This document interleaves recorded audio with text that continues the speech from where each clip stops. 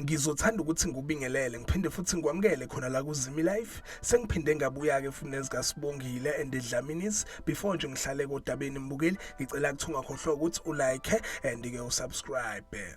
Namhlanje ngiphethe kamathiza kaSibongile and Dlaminis, izinto nje okumele kuyilindele lapha kuSibongile and Dlaminis kuloke leli week esikulona. Sola ngizoqala ngoJabu, baveza ukuthi ke uJabu benosisi wakhe bazoqhubeka ke namaqhinga abo okudestroya ke lapha umndeni wakwaDlamini ngenxa yokuthi ke bakholelwa ukuthi ke umndeni wakwaDlamini iwona owabulala ubaba wabo.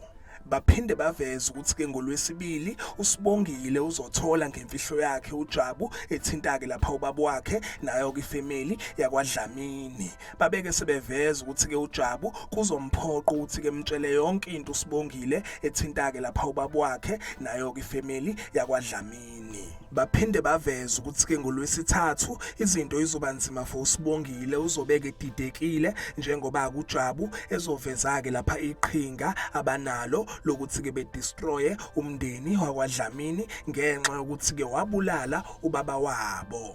uSibongile uzobe ngazi noma emtshele ukwenzo noma ke ngamtsheli ngawo wonke ke lamaqhinga akhe uJabu, kodwa ke noJabu uzobe efuna nje ukuyiphiniselela ngenxa yokuthi ke babulala ubaba wakhe.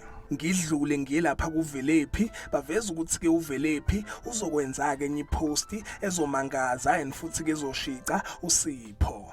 Baphinde baveza ukuthi ke uVelephi izinto ke izobe zimhambela kahle nobaba wakhe nemali izobeka ingena.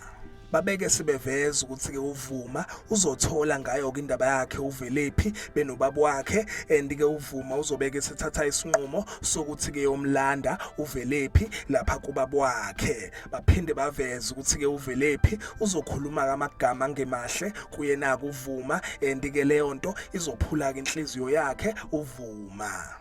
Aphela lapha ke mbukela amathiza kaSibongile, ngiyophinda ke futhi ngibuye namanye. Ngicela ukuthi ungakhohlwa ukuthi ulike and ke usubscribe. Ake ngithi ke danke, ngiyazibongela.